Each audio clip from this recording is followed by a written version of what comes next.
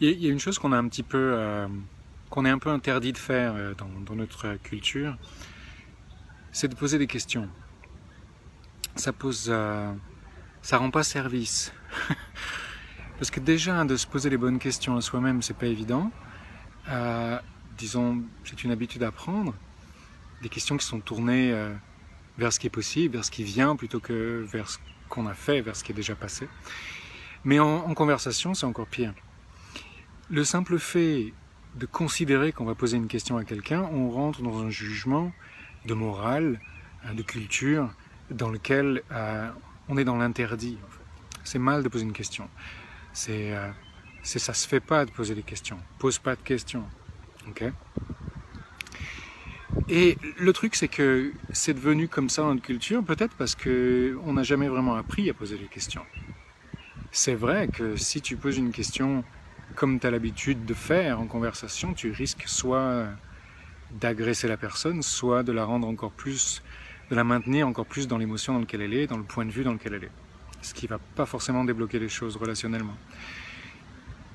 Il faudrait donc apprendre à poser des questions, non seulement pour soi-même, pour ce qu'on souhaite créer, mais aussi en conversation. C'est tout un art. L'art de poser la question en conversation. C'est pas rien. Ce sont des techniques. Et c'est ça qu'on apprend dans la classe, au-delà de l'ordre relationnel. C'est la première chose qu'on apprend. Comment tu poses la question pour toi ? Pour être à toi-même, pour être capable d'avoir cet espace de conscience dans lequel tu peux aussi poser la question à l'autre. La question qui va débloquer les choses. La question qui dépend pas, qui dépend pas de ce que tu as pensé, de ce que tu es en train de penser que tu vas réfléchir, que ce sur quoi tu réfléchis que tu vas répondre, mais une question qui est fondée sur ce que tu perçois de l'autre, sur la réalité de l'autre. C'est-à-dire une autre manière d'écouter. À partir de là, tu peux poser la question. C'est comme par exemple quand tu as un point de vue fixe sur quelque chose pendant un moment où tu te sens pas bien ou quoi que ce soit. Tu peux te poser la question à toi-même, qu'est-ce que je suis en train de percevoir maintenant ? Et là, d'un seul coup, il y a un espace qui se fait. Et combien est-ce que je peux recevoir de ça ? Et là, d'un coup, tu écoutes. C'est un peu le même principe en conversation.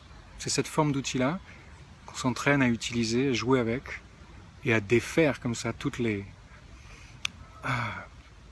nœuds, toutes les formes de manipulation qu'il y a, toutes les formes d'abus qu'il y a en conversation, toutes les contraintes qui se font en conversation, à cause des projections, à cause des interprétations, à cause des jugements.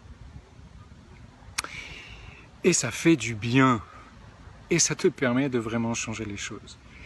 Donc voilà un petit mot sur cette classe que je vous invite vraiment à considérer pour vous, pour votre réalité et aussi pour les gens avec qui vous rentrez en contact. Quelle contribution vous pouvez être au-delà de la morale qui vous interdit la question dans ce monde et dans celui que vous désirez. Ciao, à bientôt, je vous embrasse fort.